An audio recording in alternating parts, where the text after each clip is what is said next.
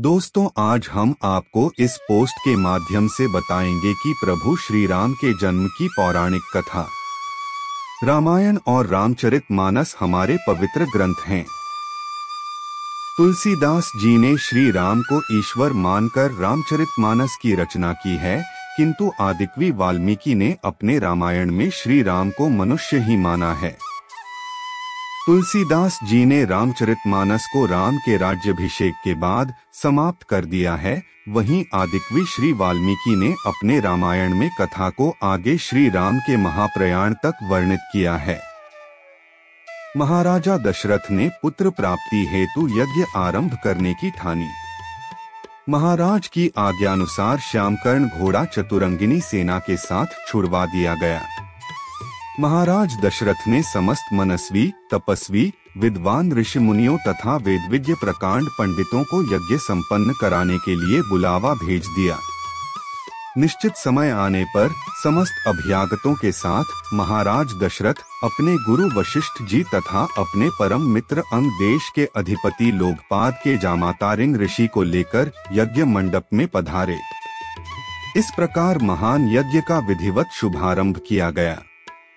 संपूर्ण वातावरण वेदों की ऋचाओं के उच्च स्वर में पाठ से गूंजने तथा समिधा की सुगंध से महकने लगा।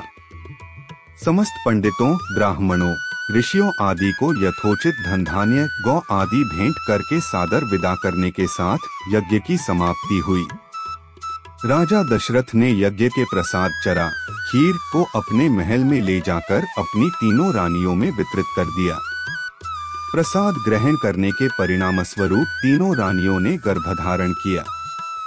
जब चैत्र मास के शुक्ल पक्ष की नवमी तिथि को पुनर्वसु नक्षत्र में सूर्य, मंगल, शनि, बृहस्पति तथा शुक्र अपने अपने उच्च स्थानों में विराजमान थे, कर्क लग्न का उदय होते ही महाराज दशरथ की बड़ी रानी कौशल्या के गर्भ से एक शिशु का जन्म हुआ, जो कि नील वर्ण, चुंबकीय आकर्षण वाले, अत्यंत तेजोमय, परम कांतिवान तथा अत्यंत सुंदर था।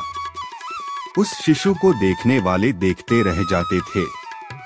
इसके पश्चात शुभ नक्षत्रों और शुभ घड़ी में महारानी कैकेयी के एक तथा तीसरी रानी सुमित्रा के 2 तेजस्वी पुत्रों का जन्म हुआ। संपूर्ण राज्य में आनंद मनाया जाने लगा।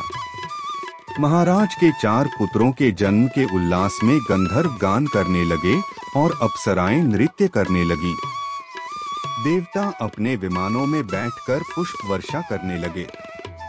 महाराज ने उन्मुक्त हस्त से राजद्वार पर आए भाट, चारण तथा आशीर्वाद देने वाले ब्राह्मणों और याचकों को दान दक्षिणा दी। पुरस्कार में प्रजाजनों को धन धान्य तथा दरबारियों को रत्न आभूषण प्रदान किए गए। चारों पुत्रों का नामकरण संस्कार महर्षि वशिष्ठ के द्वारा किया गया तथा उनके नाम रामचंद्र, भरत, लक्ष्मण और शत्रुघ्न रखे गए। आयु बढ़ने के साथ ही साथ रामचंद्र गुणों में भी अपने भाइयों से आगे बढ़ने तथा प्रजा में अत्यंत लोकप्रिय होने लगे। उनमें अत्यंत विलक्षण प्रतिभा थी, जिसके परिणामस्वरूप अल्प काल में ही वे समस्त विषयों में पारंगत हो गए। उन्हें सभी प्रकार के अस्त्र शस्त्रों को चलाने तथा हाथी, घोड़े एवं सभी प्रकार के वाहनों की सवारी में उन्हें असाधारण निपुणता प्राप्त हो गई। वे निरंतर माता पिता और गुरुजनों की सेवा में लगे रहते थे। उनका अनुसरण शेष 3 भाई भी करते थे। गुरुजनों के प्रति जितनी श्रद्धा भक्ति इन चारों भाइयों में थी, उतना ही उनमें परस्पर प्रेम और सौहार्द भी था।